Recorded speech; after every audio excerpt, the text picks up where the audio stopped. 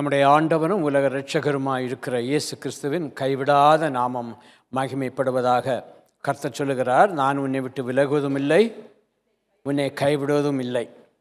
நம்மை விட்டு விலகாத கைவிடாத இயேசுவின் நாமத்தினால் உங்கள் அனைவரையும் நான் வாழ்த்தி வரவேற்கிறேன். கர்த்ததாமே இன்றைக்கு உங்கள் அனைவரையும் ஆசீர்வதிப்பாராக. இந்த மாத வாக்குத்தத்தத்தை வைத்து நாம் தியானித்து கொண்டிருக்கிறோம். இந்த மாத வாக்குத்தத்தம் 1 பேதுரு 5ஆம் அதிகாரம் 6வது வசனம். 1 பேதுரு 5:6. ஆகையால் ஏற்ற காலத்திலே தேவன் உங்களை உயர்த்தும்படிக்கு அவருடைய பலத்த கைக்குள் அடங்கியிருங்கள். 1 பீட்டர் சாப்டர் 5:6. ஆகையால் ஏற்ற காலத்திலே தேவன் உங்களை உயர்த்தும்படி அவருடைய பலத்த கைக்குள் அடங்கியிருங்கள். ஒரு மனுஷனை உயர்த்துவதற்கும் தேவன் ஒரு மனுஷனை உயர்த்துவதற்கும் வித்தியாசம் உண்டு. தேவனாகிய கர்த்தர் நம்மை உயர்த்தி வைத்து அவர் மகிமைப்படுகிற தேவன், மகிமைப்படுத்துகிற தேவன். மனுஷன் நம்மை உயர்த்தி வைத்து விட்டு தமால் ஒரு நாளுக்கு தூக்கி கிளப்பட்டுருவான், அதோட முடிந்தது. இன்றைக்கு சொல்லுகிறேன், அவர் நம்மை உயர்த்துவது நமக்கு ஒரு பெரிய ஒரு ஆசீர்வாதமாக இருக்கும். ஒரு நாளும் தேவன் கைவிட மாட்டார், விலக மாட்டார், கீழே நம்மை தள்ளி போடவும் மாட்டார். ஆகையால் தேவனின் பலத்த கைக்குள் அடங்கி இருப்பது, உயர்த்தப்பட்டு மேன்மைப்படுவது நமக்கு மிகவும் ஒரு ஆசீர்வாதம், சந்தோஷம். பரிசுத்தவான்களை தேவன் அவ்வாறு செய்திருக்கிறார், உயர்த்தி ஆசீர்வதித்திருக்கிறார், வெறுமையிலிருந்து தூக்கி ஆசீர்வதித்திருக்கிறார். ஒன்றும் இல்லாமல் ஞானமற்றவர்களை கர்த்தர் உயர்த்தி ஆசீர்வதித்திருக்கிறார். அநேக பரிசுத்தவான்கள் தேவனுடைய கருத்துக்குள் அடங்கியிருந்து சத்தியத்தை நமக்கு போதித்திருக்கிறார்கள். அவளுடைய வாழ்க்கை வரலாறு நமக்கு ஒரு பெரிய ஒரு ஆசீர்வாதமாக இருக்கிறது. கடந்த வாரத்திலே தாவீதை குறித்து நாம் தியானித்தோம். இன்றைக்கு பரிசுத்த வேதாகமத்திலே சிறுமைப்பட்டிருந்த ஒரு மனிதனை குறித்து நாம் தியானிக்க போகிறோம். ஆதியாகம புஸ்தகம் 41ஆம் அதிகாரம் 52வது வசனம். Genesis chapter 41 verse 52. நான் சிறுமைப்பட்டிருந்த தேசத்தில் தேவன் என்னை பலுக பண்ணினார். போதும். யோசேப்பு சொல்லுகிறார், நான் சிறுமைப்பட்டிருந்த தேசத்தில் தேவன் என்னை பலுக பண்ணினார். யாவருக்கு தெரிந்த ஒரு வேத பகுதி இது. யாவரும் அறிந்தது. யோசேப்பின் சரித்திரத்தை குறித்து நாம் யாவரும் அறிந்திருக்கிறோம். சிறுமைப்பட்டிருந்த தேசத்தில் யோசேப்பு அப்படி என்ன சிறுமையை அவர் அனுபவித்தார், என்ன வேதனை அனுபவித்தார், என்ன துக்கங்களை அவர் அனுபவித்தார், என்ன பாடுகளை அவர் அனுபவித்தார். காரணம் இல்லாமல் யோசேப்புடைய காலங்கள் சிறுமைப்பட்டிருந்தது. யோசேப்பினுடைய வாழ்க்கை சிறுமைப்பட்டிருந்தது.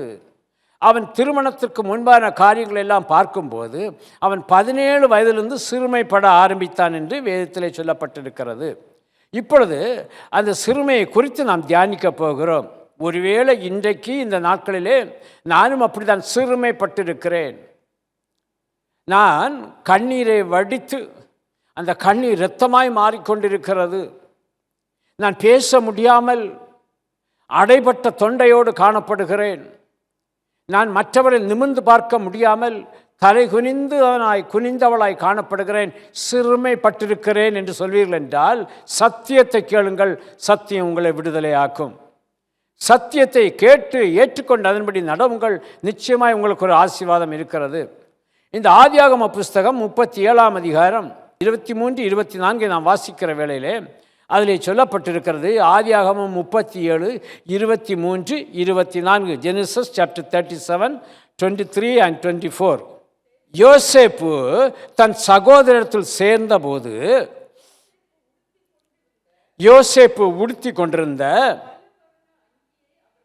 பல வர்ண அங்கியை அவர்கள் கழற்றி அவனை எடுத்து அந்த குழியிலே போட்டார்கள். அது தண்ணீர் இல்லாத வெறும் குழியாய் இருந்தது. யோசேப்பு தன் சகோதரத்தில் சேர்ந்தபோது, பிரியமானவர்களே, கர்த்தருடைய வார்த்தையை கேட்டுக்கொண்டிருக்கிற என் அன்பு சகோதரனே, சகோதரியே, யோசேப்பை தூக்கி குழியிலே போட்டார்களாம். அவன் அணிந்திருந்த பலவர்ண அங்கேயை அவர்கள் கழற்றி விட்டு ஒரு குழியிலே அவனை தூக்கி போட்டார்கள் என்று சொல்லப்பட்டிருக்கிறது. காரணம் என்ன? இந்த 17 வயது சிறுவன், வேதத்தில் சொல்லப்பட்டிருக்கிற அவன் தகப்பன் யாக்கோபு. நாம் யாவருக்கு தெரியும், ஆபிரகாமின் தேவன், ஈசாக்கின் தேவன், யாக்கோபின் தேவன். தேவனை அறிந்த ஒரு மனிதன், தேவனை தெய்வமாய் கொண்டு ஆராதித்த ஒரு மனிதன் யாக்கோபு.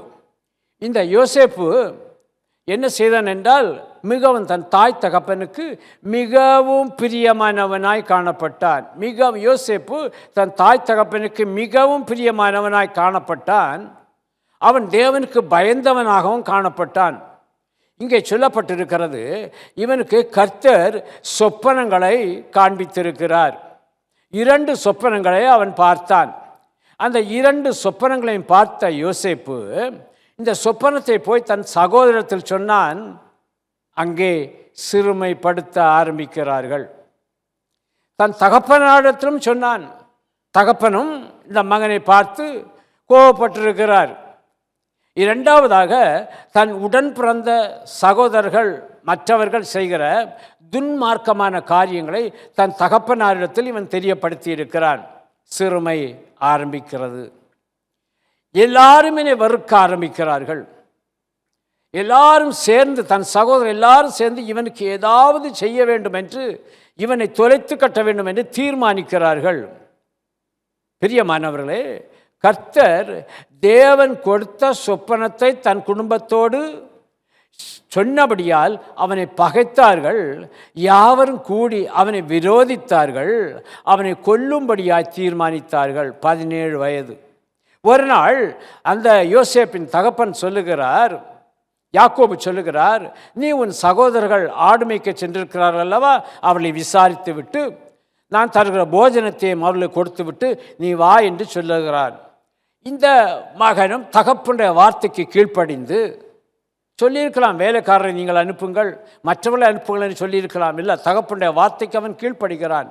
கீழ்ப்படிந்தபடியினால் இவன் தன் சகோதரர்களை பார்க்க, விசாரிக்க, சகோதரர்களுக்கு தகப்பன் கொடுத்து அனுப்பி அந்த போஜனத்தை கொண்டு கொடுக்க ஆயத்தமாகி அவன் கடந்து செல்கிறான். போகும்போது தகப்பன் அவனுக்கு வாங்கி கொடுத்த அந்த பலவர்ண அங்கேயும் அவன் போட்டுக்கொண்டு செல்லுகிறான்.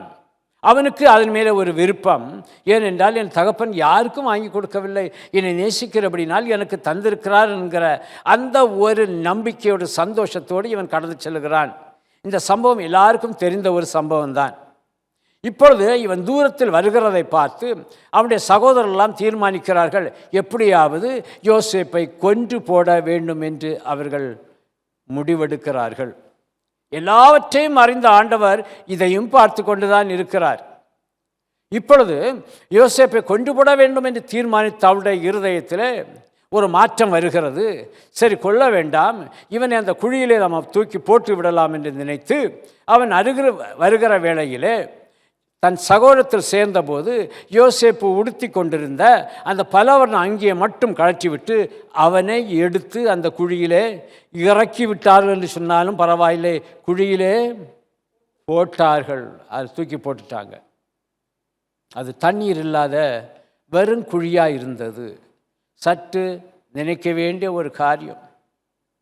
யோசேப்பு எவ்வளோ செல்லமாய் வளர்க்கப்பட்ட ஒரு மகன், எவ்வளோ சந்தோஷமாய் தன் சகோதரர் ஆடு மேய்க்கிற இடத்துக்கு சென்று அவளின் நலம் விசாரிக்க அவன் சென்றிருப்பான். இந்த போஜனத்தை எல்லாம் கொடுத்து விட்டு அவர்கள் சாப்பிடுகிறதை பார்த்து ரசிக்கும்படி அவன் சென்றிருப்பான். தன் வாழ்க்கையிலே, தன் குடும்பத்திலே கஷ்டம் என்பது அவனுக்கு தெரியாமல் இருந்தது. கவலை இல்லை. அந்த குடும்பத்தில் ஒரு செல்ல பிள்ளையாய் அவன் வாழ்ந்து வளர்ந்து கொண்டு இருக்கிறான். நினைத்ததையெல்லாம் தன் தகப்பனும் தாயும் கொடுத்திருக்கிறார்கள். அவனுக்கு பணிவிடைக்கு வேலைக்காரர்கள் உண்டு. இவ்வளவு சீரும் சிறப்புமாய் வளர்ந்தவன் இப்பொழுது பரிதாபமான ஒரு நிலைமையிலே ஒரு குழிக்குள் கிடக்கிறான், குழிக்குள்ளே காணப்படுகிறான்.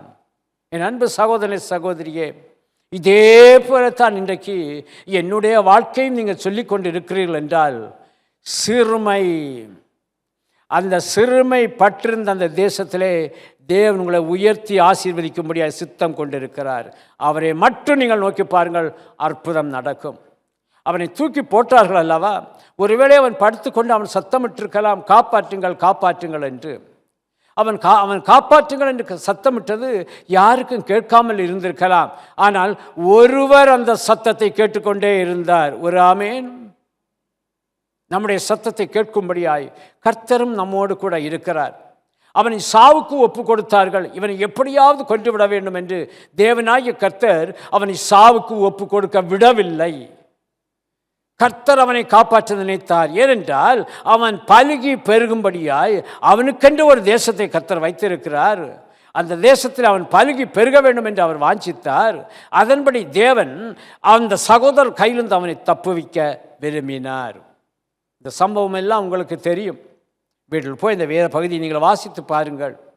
தப்புவிக்க விரும்பினார்.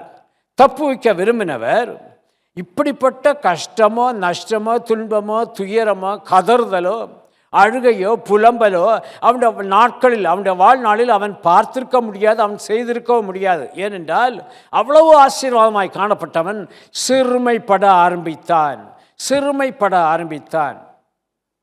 இன்றைக்கும் கூட நம்முடைய வாழ்க்கையிலே, நம்முடைய தனிப்பட்ட ஜீவியத்திலே நான் நன்றாய் இருந்தேன், இன்றைக்கு சிறுமைப்பட்டு நான் வேதனையோடு இருக்கிறேன் என்று நீங்கள் நினைப்பீர்கள் என்றால் ஒன்றை சொல்லுகிறேன், ஆண்டவரை நோக்கி பாருங்கள். சிறுமைப்பட்ட தேசத்திலே யோசேப்பை உயர்த்தின ஆண்டவர் உங்களை உயர்த்தி ஆசீர்வதிக்க அவர் வல்லவராயிருக்கிறார். மனுஷனை நம்புவதை பார்க்கலாம், கர்த்தர் பேரில் பற்றுதலாயிருப்பதே என்னலாம். ஆண்டவரை நோக்கி பாருங்கள். அவர் அற்புதம் செய்ய அவர் வல்லவராயிருக்கிறார். நன்றாக இருந்தேன், ஒரு வியாதி என்னை பிடித்து விட்டது, சிறுமைப்பட்டு இருக்கிறேன். இந்த வியாதி மற்றவர்களுக்கு வரும் என்று நினைத்து என்னை ஒரு ரூமிலே தனியாக என்னை ஒதுக்கி விட்டார்கள். நன்றாய் சம்பாதித்தேன், திடீரென வந்த பிரச்சனை நிமித்தமாய் பணம் எல்லாவற்றையும் இழந்து விட்டேன். இப்பொழுது சிறுமைப்பட்டிருக்கிறேன். ஒரு கப்பு தண்ணீர் குடிக்க வேண்டும் என்றால் நான் கெஞ்சி கேட்டு எனக்கு கொடுக்கிறார்கள். அப்படிப்பட்ட ஒரு சூழ்நிலைக்கு தள்ளப்பட்டிருக்கிறேன். என்னுடைய சம்பாத்தியத்தின் நிமித்தமாய் என் குடும்பத்தில் இருந்தவர்கள் மற்றவர்கள் என் சம்பாத்தியத்தை வைத்து செழிப்பாயிருந்தார்கள். இன்றைக்கு நானும் கையேந்தக்கூடிய ஒரு நிலைமையிலே சிறுமைப்பட்டிருக்கிறேன். பிரியமானவர்களே, வாழ்க்கையில் அநேக காரியங்கள் நம்மை சிறுமைப்படுத்தலாம். ஆனால் அந்த சிறுமையிலிருந்து மனுஷனால் உங்களை விடுவிக்க முடியாது. விடுவிக்கக்கூடிய ஒருவர் இருக்கிறார், அவர் ஜீவன் உள்ளவர் இருக்கிறார். நீயும் நானும் ஆராதிக்கிற தேவன். நீ அவரை நம்பு. அவரை நீ நம்பினால் அவர் எல்லா இக்கட்டுகளிலிருந்து உன்னை விடுவிக்க அவர் வல்லவராயிருக்கிறார். இப்பொழுது என்ன செய்கிறார்கள் என்றால், இவனை குழியிலே போட்டுவிட்டு நாம் செல்ல வேண்டாம்.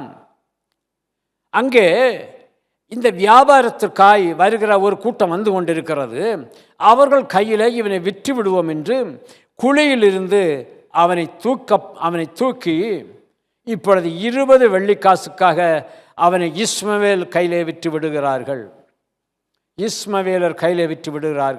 அந்த இஸ்மவேலர் இவனை எகிப்துக்கு கொண்டு சென்று பார்வோனின் கையிலே கொடுத்து விடுகிறார்கள்.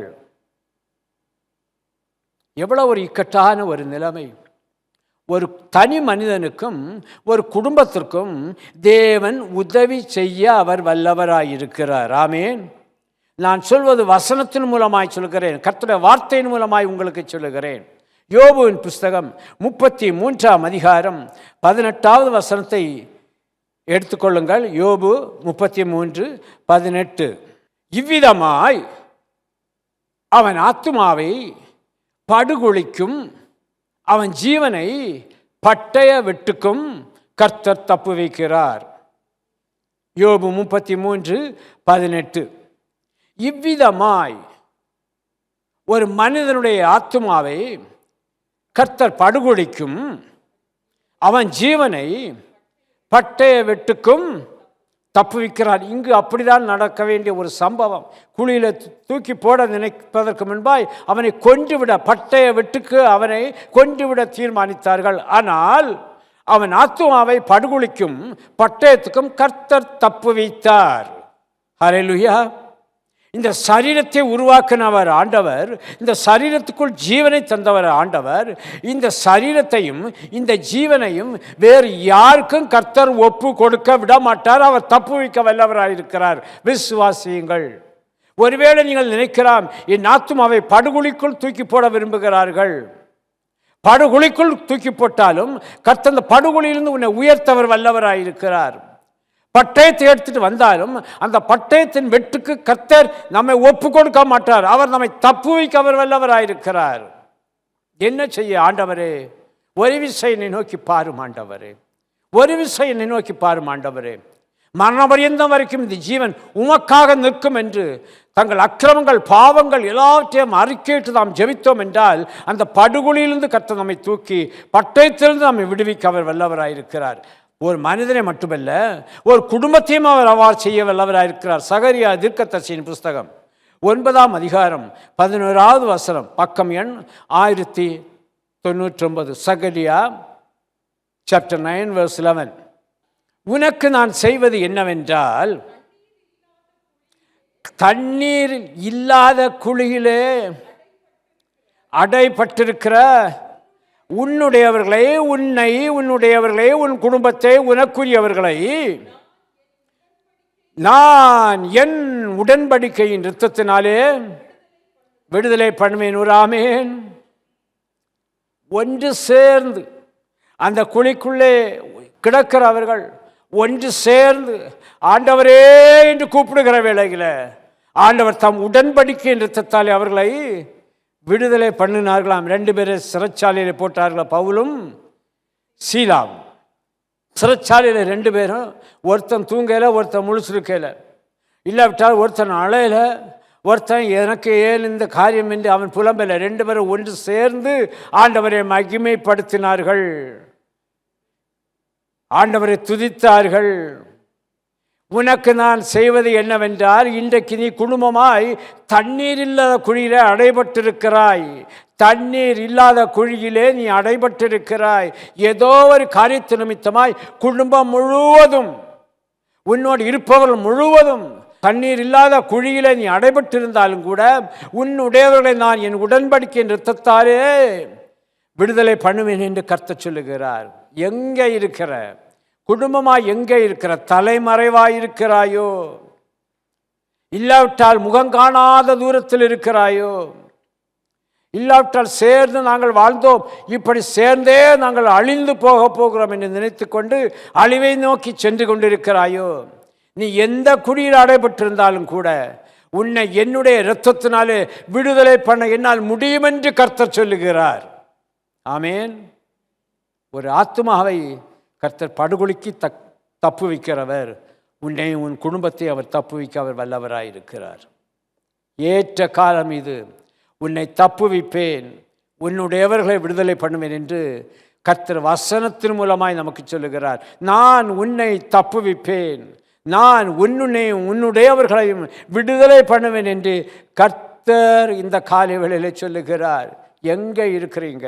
கர்த்தர் ஒரு வசனத்தை தருகிறார்.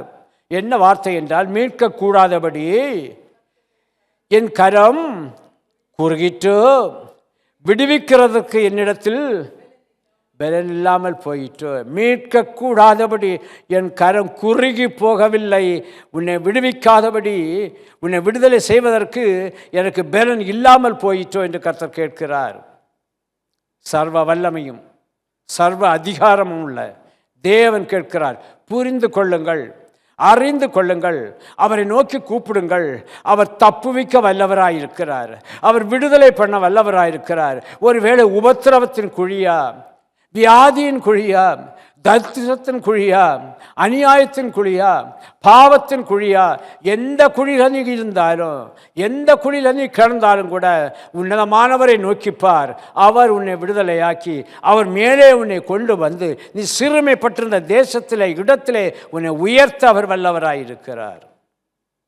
கர்த்தருடைய பரிசுத்தமுள்ள நாமம் மகிமைப்படுவதாக. திக்கற்றவனாய் காணப்படுகிறேன் ஐயா, அநாதையாய் காணப்படுகிறேன். எனக்கு இந்த உலகத்தில் யாரும் கிடையாது, எல்லாரும் இருக்கிறார்கள், இருந்தும் ஒன்றுமில்லாதவனாய் காணப்படுகிறேன், ஒன்றும் இல்லாதவளாய் காணப்படுகிறேன், தனித்து விடப்பட்டவனாய் காணப்படுகிறேன். எல்லாருக்கும் முன்பாகவும் கர்த்தர் உன்னை உயர்த்தி காண்பிக்க அவர் வாஞ்சை உள்ளவராயிருக்கிறார். அவருடைய கருத்துக்குள் அடங்கி இருப்பாய் என்றால் கர்த்தனை உயர்த்தி மேன்மைப்படுத்த அவர் வல்லவராயிருக்கிறார். மீட்கக்கூடாதபடி என் கரம் குறுகி போயிற்றோ, இயேசுவின் கரம் உன்னை ரட்சிக்கக்கூடிய கரம், இயேசுவின் கரம் உன்னை பாதுகாக்கக்கூடிய கரம். இயேசுவின் கரம் உன் பாவங்களை கழுவக்கூடிய கரம். இயேசுவின் கரம் உன்னை சுத்திகரிக்கக்கூடிய கரம். இயேசுவின் கரம் உன் காயங்களை கட்டுகிற கரம். இயேசுவின் கரம் உன் கண்களில் வந்து வடிகிற கண்ணீரை துளைக்கும் கரம். இயேசுவின் கரம் உன் வியாதியை மாற்றும் கரம். இயேசுவின் கரம் உன்னை மேன்மைப்படுத்தக்கூடிய ஒரு கரம். இயேசுவின் கரம் உன்னை பலப்படுத்தக்கூடிய ஒரு கரம். இயேசுவின் கரம் உன்னை உயர்த்தும் கரம். இயேசுவின் கரம் இன்றைக்கு உனக்கு முன்பாய் வல்லமையாய் நீட்டப்பட்டிருக்கிறது. அந்த கரத்தை பிடித்துக்கொள். அந்த கரத்துக்குள் உன்னை ஒப்புக்கொடு. கர்த்தரை உயர்த்தி காண்பிப்பார்.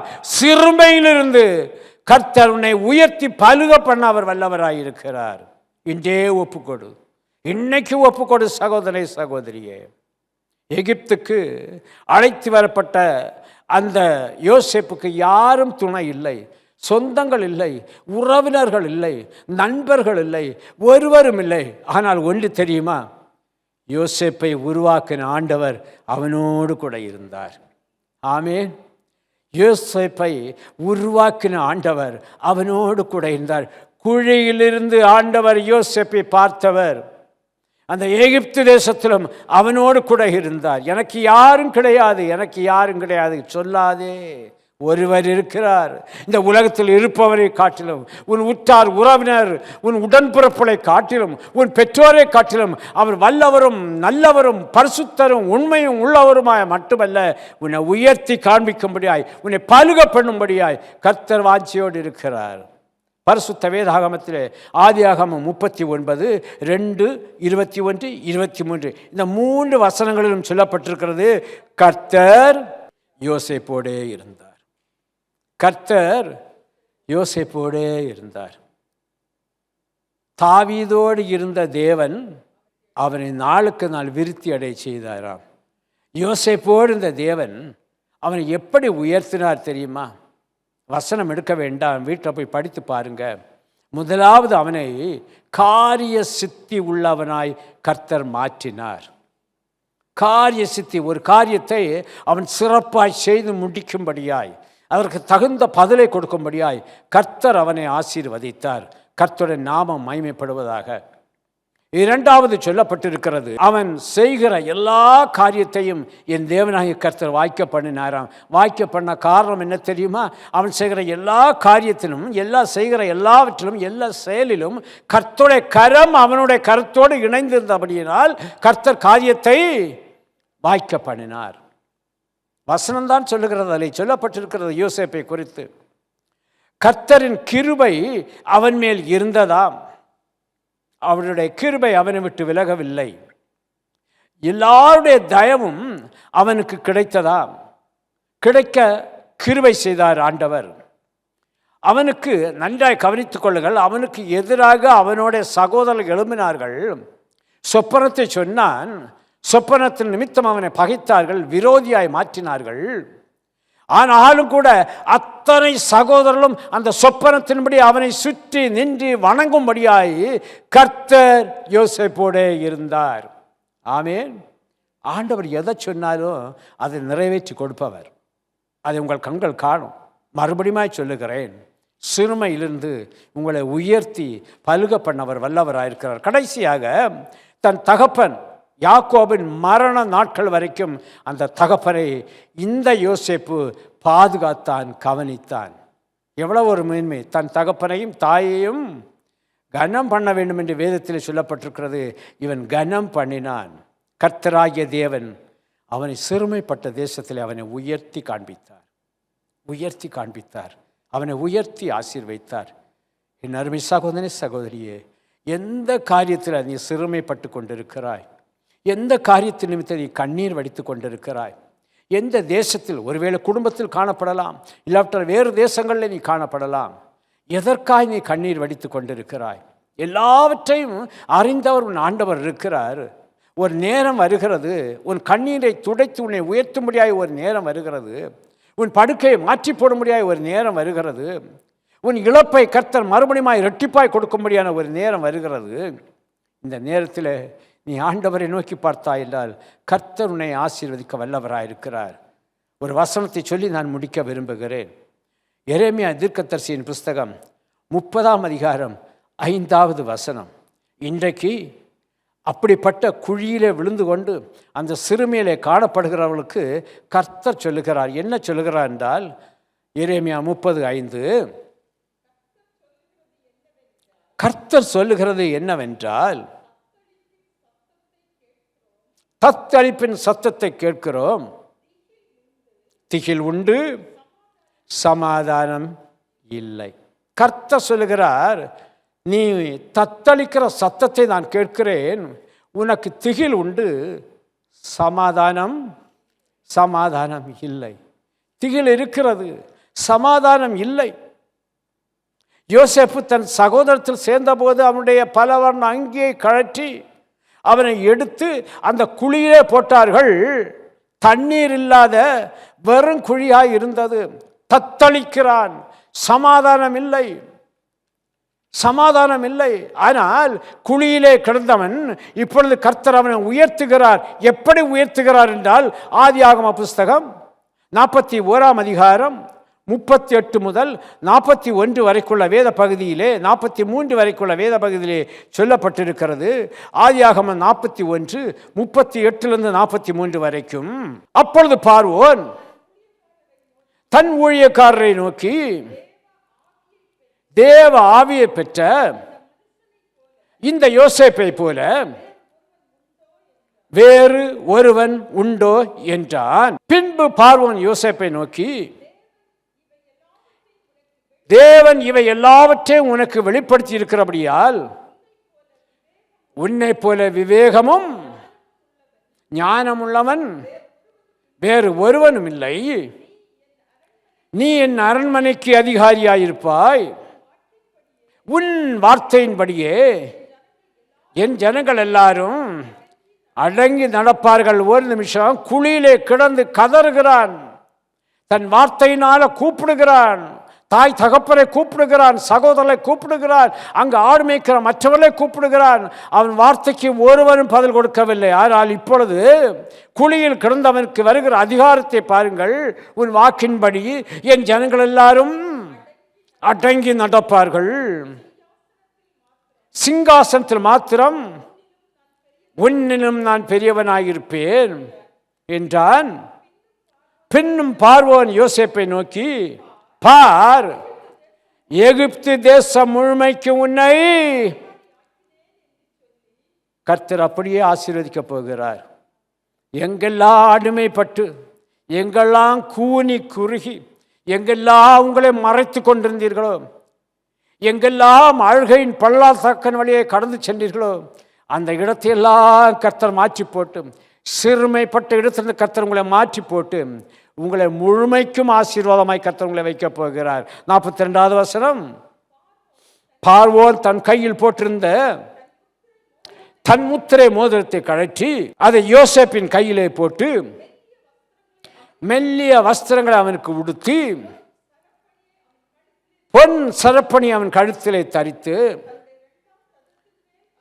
தன்னுடைய 2ஆம் ரதத்தின் மேல் அவனை ஏற்றி, தண்டனிட்டு பணியுங்கள், எகிப்து தேசத்து ஜனங்களே தண்டனிட்டு பணியுங்கள் என்று அவனுக்கு முன்பாக கூறுவித்து, எகிப்து தேசம் முழுமைக்கும் அவனை அதிகாரியாக்கும்படியாய் தேவன் கிரியை செய்தார். ஆமேன். பார்வோன் அதிகாரியாக்கவில்லை, கர்த்தர் அவனை அதிகாரியாய் மாற்றினார். எந்த நிலைமை பாருங்க. சிலவங்க கேட்குறாங்க, என்னங்க வாழ்க்கை, எல்லாம் இப்படி தான், சாகிறது வரைக்கும் இப்படி தான், சாகிற வரைக்கும் அப்படித்தான், சாகிற வரைக்கும் என் குடும்பம் இப்படித்தான், சாவு சாவுன்னு சாவெல்லாம் பேசிக்கொண்டிருக்கிறார்களே தவிர, இந்த மரணத்தை விழுங்கினவர், மரணமே உன் கூரங்கே என்று கேட்டவர், பாதாளமே உன் ஜெயமெங்கே என்று கேட்டவர், அவருக்கு முன்பாக நின்று, ஆண்டவரே இப்படிப்பட்ட ஒரு நிலைமையிலே நான் தள்ளப்பட்டிருக்கிறேன், ஆண்டவரே என்னையும் ரட்சியும் என்று ஒரு வார்த்தை சொல்வாரானால், அந்த ஒரு வார்த்தை நிமித்தமாய் கர்த்தர் அவனை ரட்சித்து எல்லாவற்றுக்கும் மேலாய் அவனை உயர்த்த வல்லவராயிருக்கிறார். நான் சிறுமைப்பட்ட தேசத்திலே தேவன் என்னை இந்த எகிப்து தேசம் முழுமைக்கும் அதிகாரியாய் மாற்றினார், என்னை பலுக பண்ணினார் என்று வேதத்தில் சொல்லப்பட்டிருக்கிறது. வேத வசனத்தின்படி நான் சொல்லுகிறேன். இன்றைக்கு ஒருவேளை படுகுழியிலே விழுந்து என் வாழ்க்கை இதுதான், என் நிலைமை இதுதான் என்று நீங்கள் நினைத்து கொண்டிருக்கலாம். குடும்பம் நினைத்து கொண்டிருக்கலாம், முடிவு இதுதான் என்று நினைத்து கொண்டிருக்கலாம். உன் தத்தளிப்பின் சத்தத்தை கர்த்தர் கேட்கிறார். உன் திகிலை கர்த்தர் பார்க்கிறார். உன் இருதயம் சமாதானம் இல்லாமல் இருப்பதை கர்த்தர் பார்க்கிறார். ஆனாலும் இதற்கும் கர்த்தர் பதில் தருகிறார். ஏசாயா தீர்க்கதரிசியின் புஸ்தகம் 51 அதிகாரம் 22வது வசனம். ஏசாயா 51:22. கர்த்தராகிய உன் ஆண்டவரும்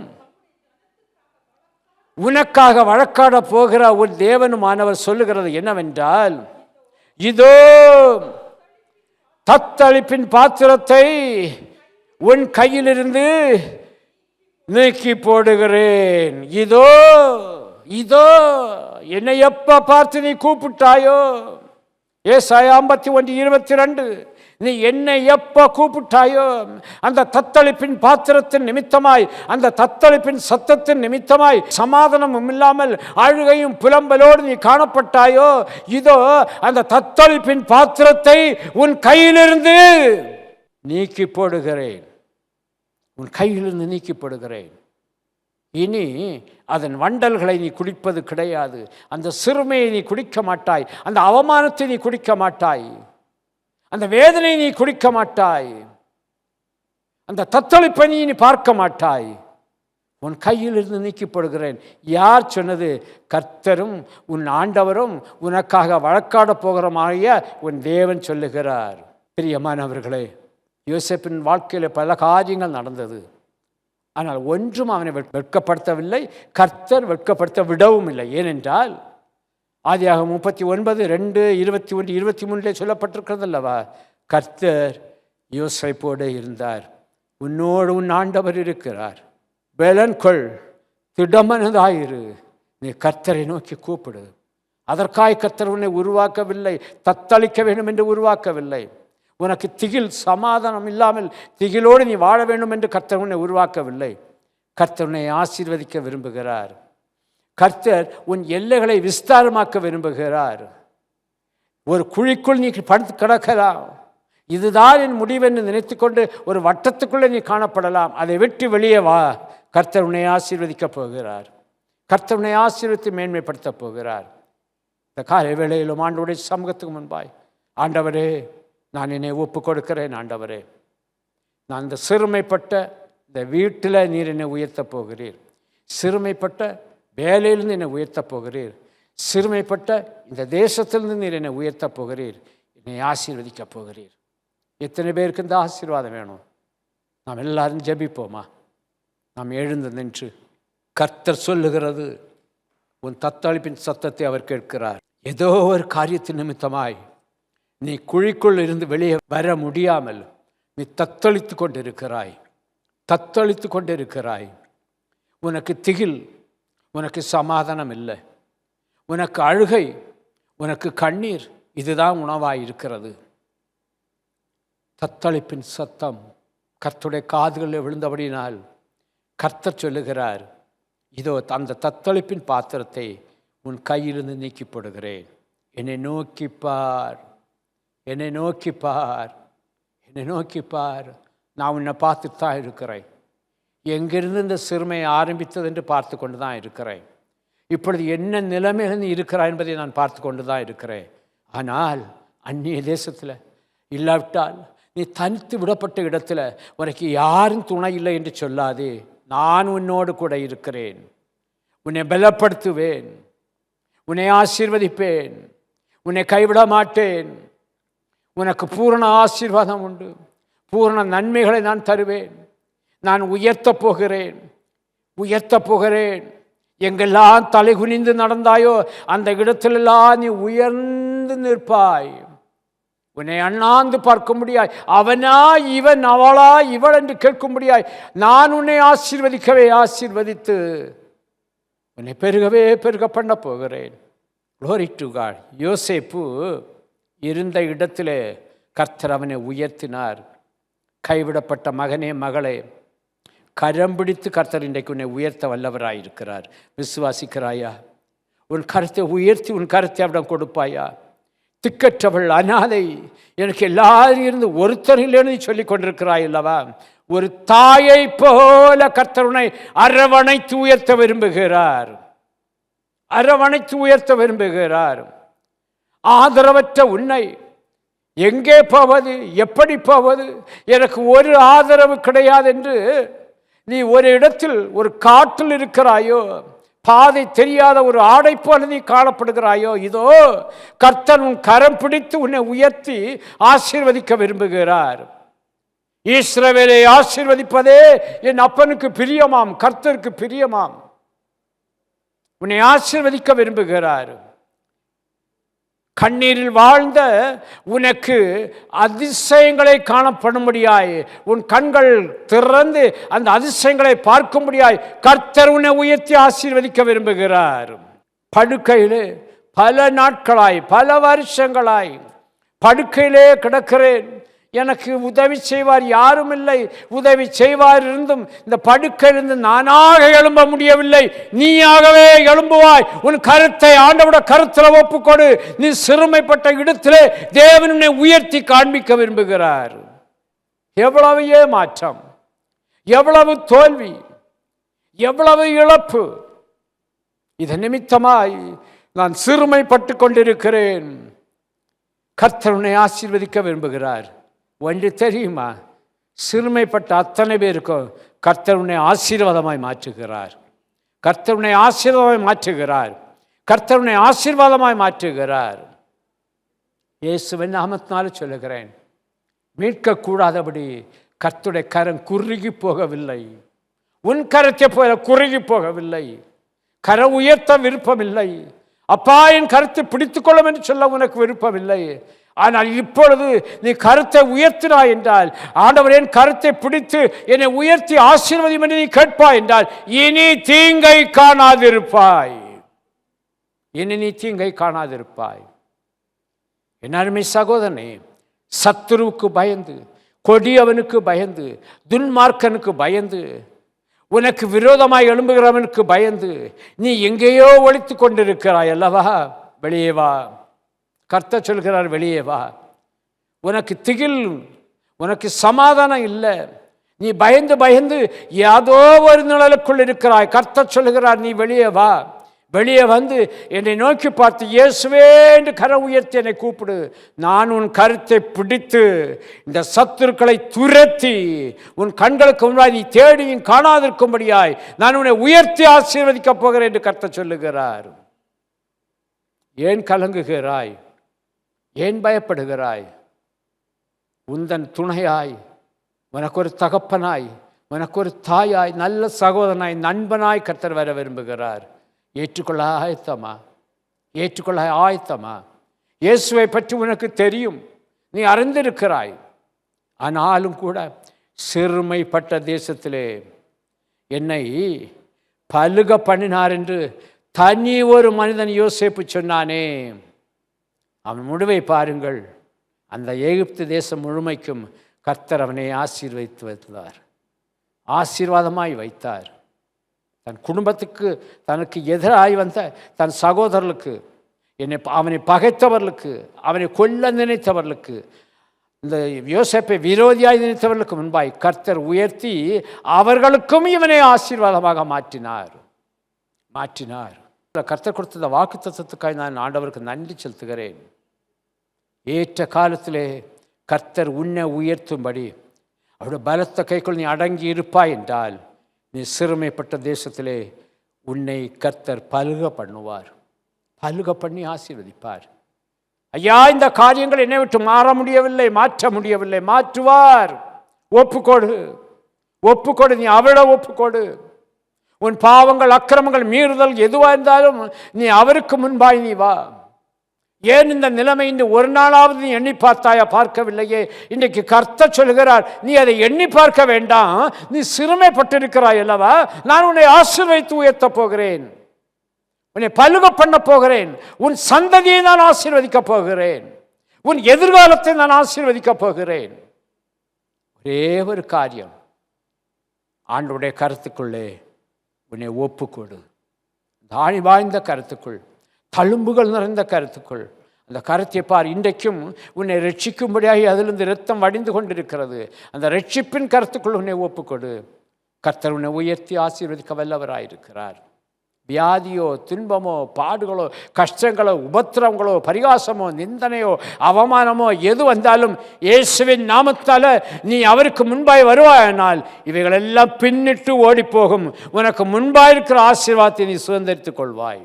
நன்மையான எந்த ஈவுகளாக இருந்தாலும், எந்த ஆசீர்வாதமாக இருந்தாலும், இந்த அதிகாலை வேளையிலே ஜோதியின் பிதாவிடத்திலிருந்து உனக்கு முன்பாக இறங்கி வருது. பெற்றுக்கொள், பெற்றுக்கொள், பெற்றுக்கொள், பெற்றுக்கொள். இந்த ஆசீர்வாதத்தை நீ சுதந்திரித்துக்கொள். இந்த மாதம் உனக்கு ஒரு ஆசீர்வாதத்தின் மாதம், மனமகிழ்ச்சியின் மாதம். சிறுமை என்றால் எவ்வளவு கொடுமை பாருங்கள். அந்த சிறுமைக்குள் எல்லா கொடுமைகளும் அடங்கி இருக்கிறது.